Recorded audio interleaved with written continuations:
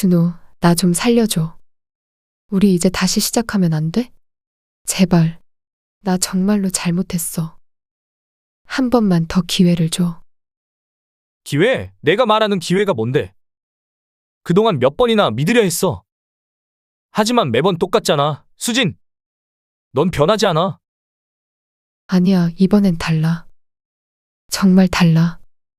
준호야, 우리 아이를 생각해줘. 아이, 내가 준이를 생각한 적이 있어? 내가 잘못된 선택을 할 때마다, 사치를 부릴 때마다 누굴 위해서였어? 다 널 위해서였잖아. 그게 아니야. 난 다 가족을 위해서였어. 다들 더 나은 환경에서 살 수 있게 하려고. 나은 환경. 빚더미 위해서? 내가 내 돈을 어딨는지 모르게 써버린 건, 내 엄마에게 몰래 보낸 건, 다 나은 환경을 위한 거였다고? 미안해. 정말 미안해. 이제부터는 내가 다 갚을 거야. 나 다시 일할게. 제발 준호야. 이젠 늦었어. 우리 어머니가 마지막으로 결단을 내리셨을 때, 그 돈을 회수해 가셨을 때 이미 끝난 거야. 그 돈은 다시 돌려받을 수 있는 게 아니야. 너도, 우리도. 그 돈 때문이야? 그 돈 때문에 이혼하는 거냐고? 내가 다 갚을 수 있어. 제발 다시 생각해줘. 준호, 부탁이야. 돈 때문이 아니야. 내가 한 거짓말, 내가 우리를 속였던 그 모든 게 이제 더는 용서할 수 없어. 난 끝났어. 수진, 너와는? 그렇게 쉽게 나를 버릴 수 있어? 나랑 준이를 이렇게 끝낼 수 있다고? 버리는 게 아니야. 너 스스로 버린 거야. 그리고 준이는 내가 지킬 거야. 넌 더 이상 우리 삶에 끼어들 자격 없어. 준호, 제발. 다 끝났어? 우리 어머니가 준 그 돈, 그게 마지막이었어. 이젠 내가 책임져야 할 차례야. 준호, 나 어떡해. 완벽한 며느리인 줄만 알았던 수진. 그녀의 숨겨진 비밀이 밝혀지면서 가정은 파탄의 길로 치닫습니다. 명품에 빠진 그녀의 비밀스러운 소비 생활. 숨겨진 두 번째 가족까지. 남편 준호는 그녀의 배신에 분노하고 어머니 박정자 씨는 신혼집에 보탠 돈을 회수하며 복수를 준비합니다. 사치와 거짓, 충격적인 폭로로 가정은 무너지고 수지는 나락으로 떨어집니다. 과연 이 가정의 끝은? 그리고 통쾌한 결말은 무엇일까요? 이제 모두 밝혀집니다. 박정자 씨는 수진을 처음 만났을 때부터 마음에 들었습니다. 얌전하고 깔끔한 인상에 무엇보다도 사람을 편안하게 해주는 분위기가 느껴졌기 때문입니다. 아들 준호가 소개할 때 박정자 씨는 미소를 지으며 인사를 건넸습니다. 수진 씨라고요? 이야, 정말 예쁘고 얌전한 아가씨네요. 어머니, 처음 뵙겠습니다. 부족한 점 많겠지만 잘 부탁드려요. 아유, 무슨 그런 말을 해요. 우리 준호가 이렇게 좋은 사람을 만났으니 나도 참 마음이 든든하네요.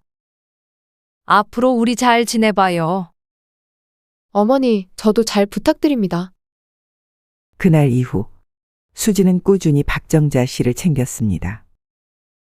특별한 날이 아니어도 가끔 작은 선물을 가져오거나 전화를 걸어 안부를 묻곤 했습니다. 박정자 씨는 그런 며느리의 모습에 더욱 마음이 놓였습니다. 수진아, 요새도 직장 잘 다니고 있지? 네, 어머니. 바쁘긴 한데 그래도 보람 있어요. 그래, 힘들겠지만 내가 그렇게 열심히 하니 참 대견하다.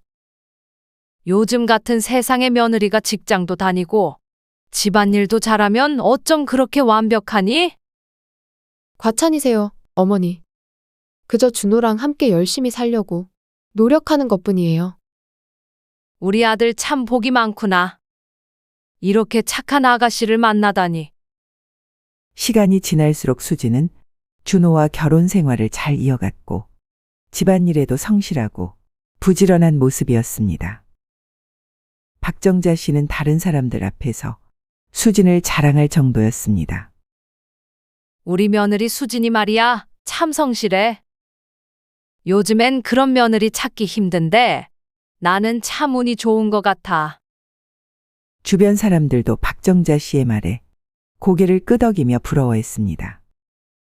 박정자 씨는 어느 날 수진과 마주 앉아 차를 마시고 있었습니다. 평소와 다름없이 수진은 밝은 얼굴로 이야기를 나누고 있었지만 그날은 뭔가 다른 느낌이 있었습니다. 수진이 차를 한 모금 마시더니 천천히 입을 열었습니다. 어머니, 사실 드릴 말씀이 있어요. 뭐라고? 무슨 일이라도 있는 거니? 저 직장을 그만두려고요. 직장을 그만둔다고? 갑자기 그게 무슨 소리니? 잘 다니고 있지 않았니? 네, 잘 다녔죠.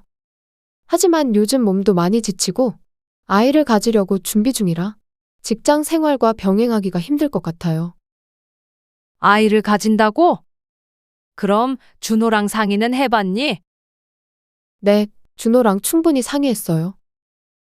저도 오랫동안 고민했는데 아이를 준비하려면 지금이 적기인 것 같아서요. 아이를 준비하는 건 좋은 일이지만 직장을 갑자기 그만둔다니. 수진아, 물론 아이를 준비하는 건 중요한 일이지만 직장도 소중한 거잖니. 요즘 같은 세상에 일자리 구하기 쉽지 않은데 조금 더 생각해 보는 건 어때? 어머니 마음 충분히 이해해요. 그런데 지금 아니면 제가 아이를 준비하기가 더 힘들 것 같아서요. 너무 걱정 마세요. 잘 준비해서 어머니께도 좋은 소식 들려드릴게요. 박정자 씨는 여전히 마음이 무거웠지만 수진의 결심이 단단해 보였기 때문에 더 이상 말릴 수 없었습니다. 그래, 내가 그렇게까지 생각했다면 어쩔 수 없지. 다만 아이를 준비한다고 너무 무리하지 말고 몸도 챙기면서 해라. 그리고 직장 그만두면 경제적으로도 신경 쓸 일 많을 텐데 괜찮겠니? 네, 어머니. 저희가 잘 준비하고 있으니까 너무 염려하지 않으셔도 돼요. 박정자 씨는 어느 날 수진의 집을 방문했을 때 거실 한쪽에 쌓인 택배 상자들을 발견했습니다. 평소 깔끔한 집안에 이렇게 많은 택배 상자가 쌓여 있는 모습은 처음 보는 광경이었기에 의아함을 느꼈습니다. 수진아, 이게 다 뭐니? 무슨 물건을 이렇게 많이 샀어? 어머니, 요즘 아기 준비하면서 이것저것 미리 준비하고 있거든요. 그래서 좀 많이 샀네요. 그래도 이게 다 아기 용품은 아닌 것 같은데 꼭 필요한 것들만 사는 게 좋지 않겠니? 요새 물가도 많이 오르고. 어머니, 너무 걱정하지 마세요. 제가 필요한 것만 샀어요.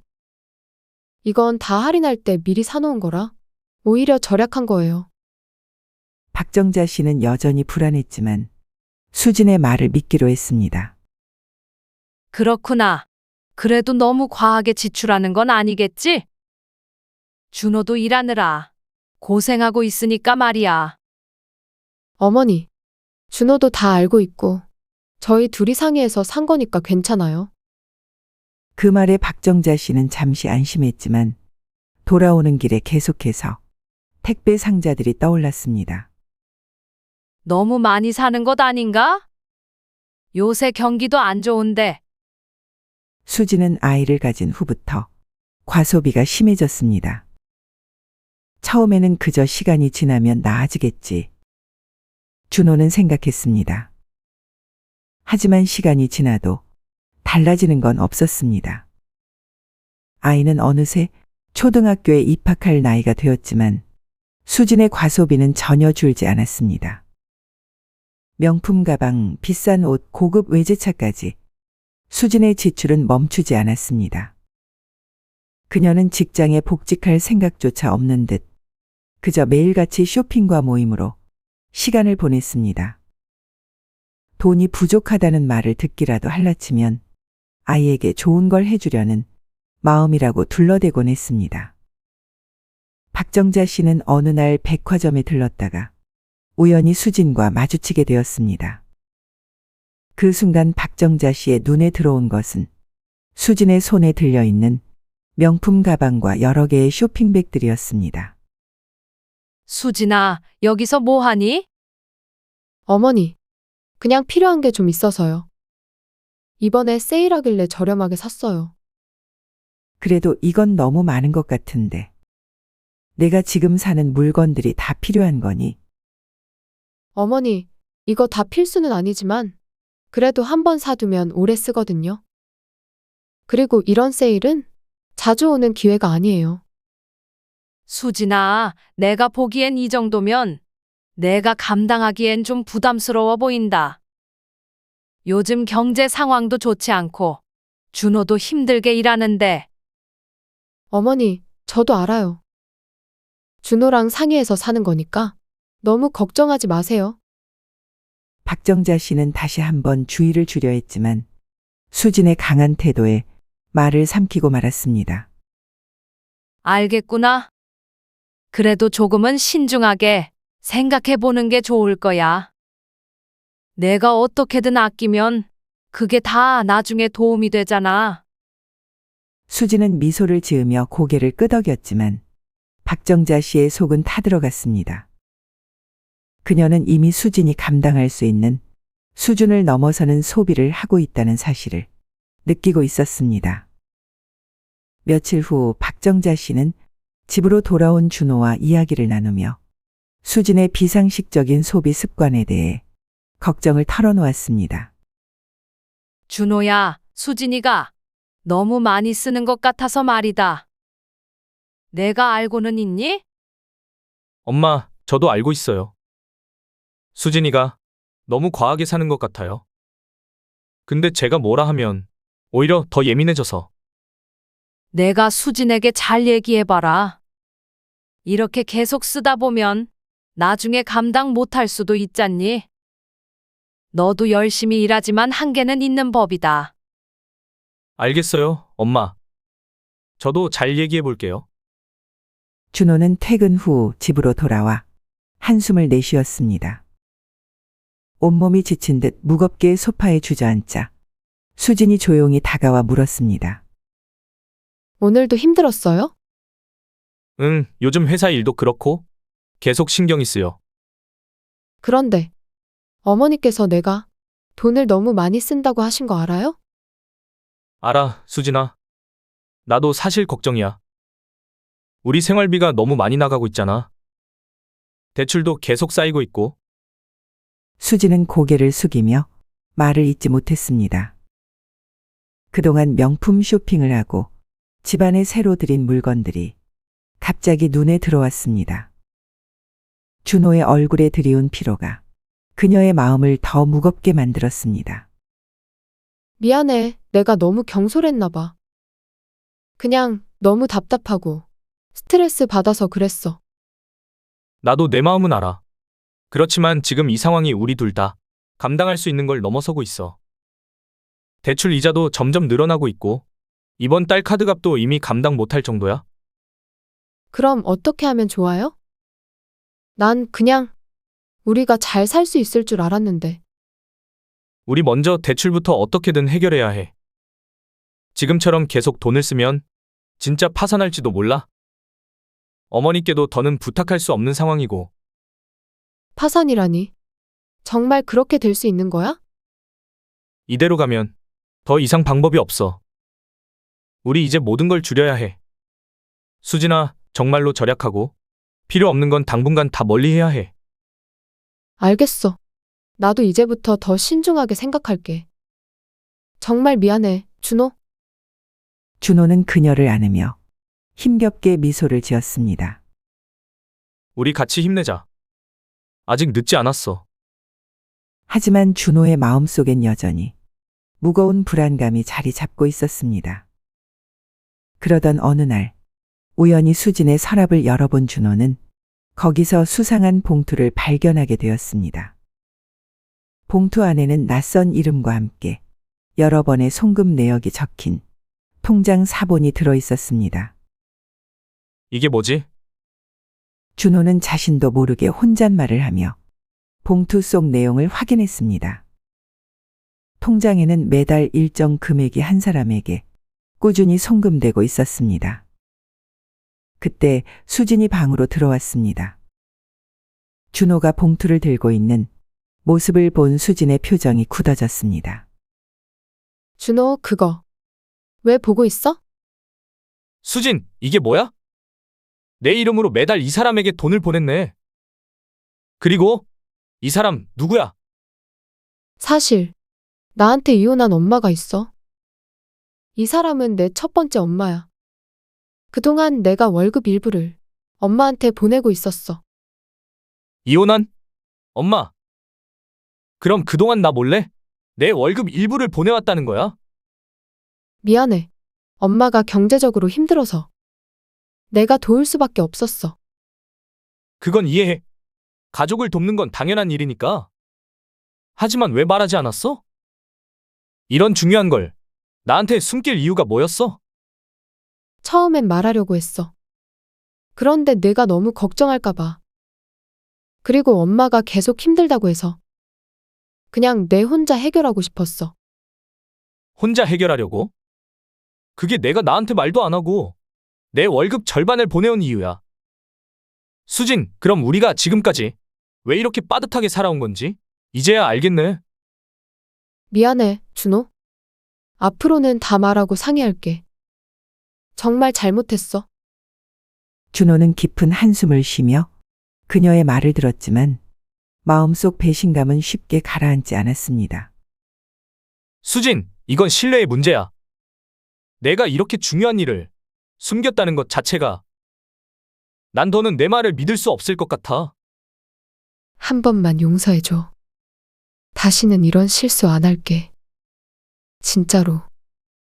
준호는 그녀의 손을 뿌리치고 자리에서 일어났습니다. 신뢰가 깨진 결혼에서 어떻게 다시 시작할 수 있을지 난 모르겠어. 그는 차갑게 말하며 문을 향해 걸어갔습니다. 수지는 절박하게 그를 붙잡으려 했지만 준호는 이미 등을 돌린 채 문을 열고 나가고 있었습니다. 준호가 문을 닫고 나간 뒤 서둘러 그의 뒤를 쫓아 나가고 싶었지만 한 발짝도 움직일 수 없었습니다. 마음은 다급한데 몸은 그저 마비된 듯 했습니다. 결국 참을 수 없던 수지는 곧바로 준호에게 전화를 걸었습니다. 몇 번을 시도해도 그는 받지 않았습니다. 이틀 후 준호는 집에 들어왔습니다. 그를 보자마자 수지는 눈물 젖은 얼굴로 다가갔습니다. 준호, 정말 미안해. 얘기 좀 할 수 있을까? 무슨 얘기? 난 이미 다 들었어. 아니야. 난 정말 그런 의도로 당신을 속인 게 아니었어. 엄마가 너무 힘들어서 그랬을 뿐이야. 그때는 말할 용기가 없었어. 하지만 이제는 진심으로 잘못했다고 생각해.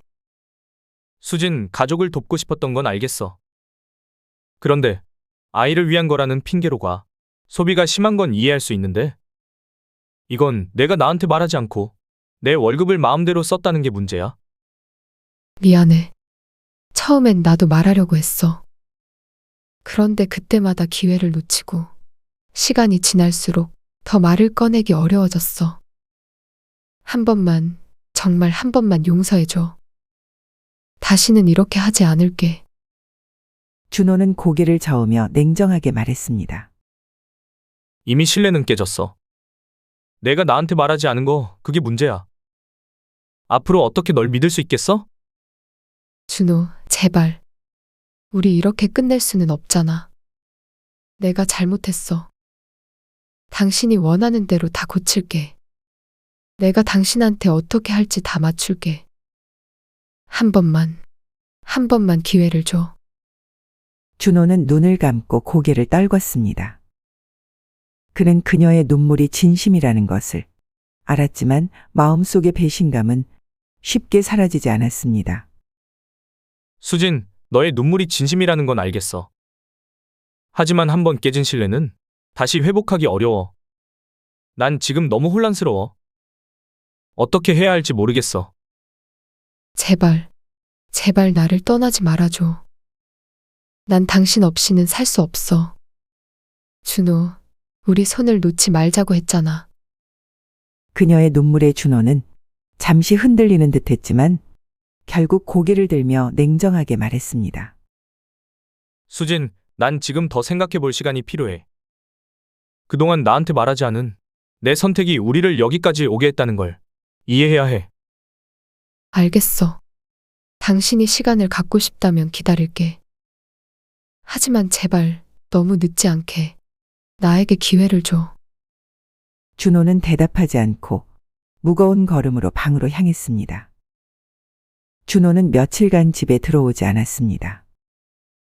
집안은 불안한 긴장감 속에 잠겨 있었고 수지는 하루하루 초조함에 잠을 이루지 못했습니다. 그날 저녁 드디어 준호가 집에 돌아왔습니다. 무거운 표정에 더 무거운 침묵. 수지는 그를 보고 겨우 다가갔습니다.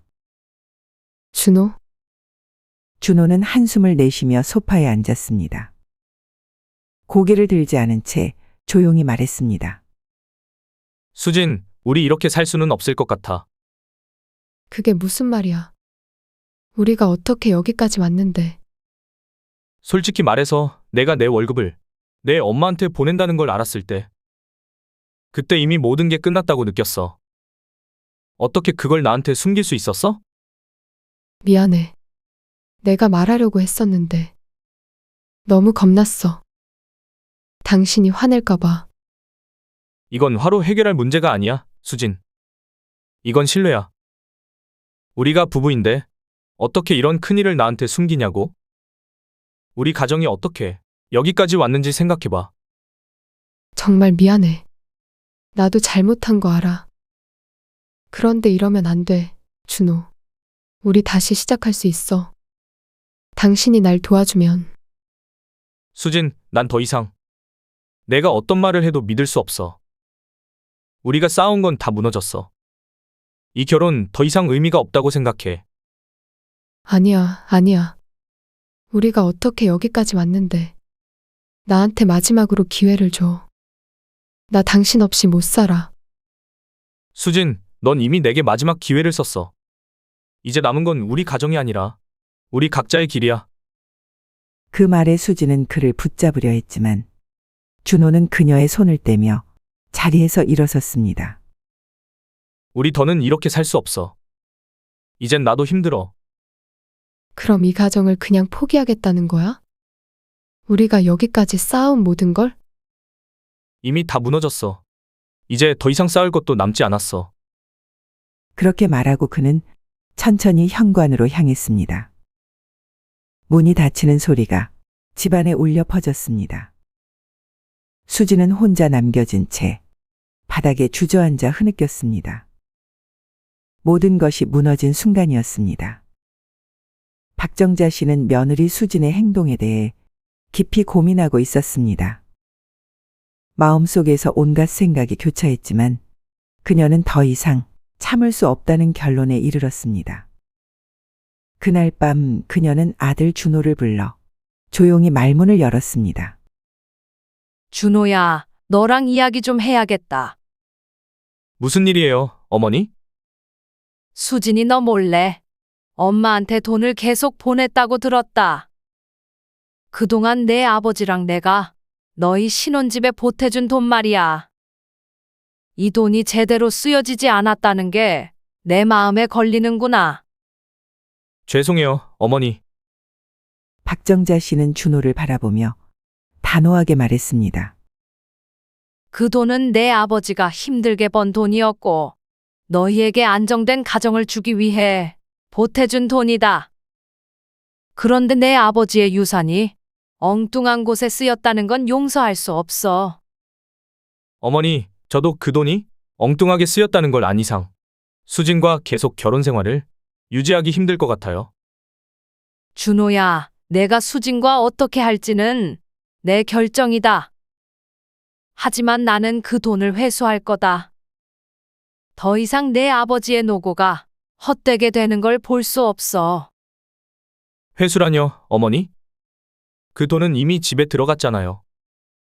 내가 수진과 헤어지겠다면 집을 팔아서라도 그 돈을 돌려받을 것이다. 그건 내 아버지의 유산이고 난 그걸 지킬 의무가 있다. 어머니, 정말 그렇게까지 하셔야 할까요?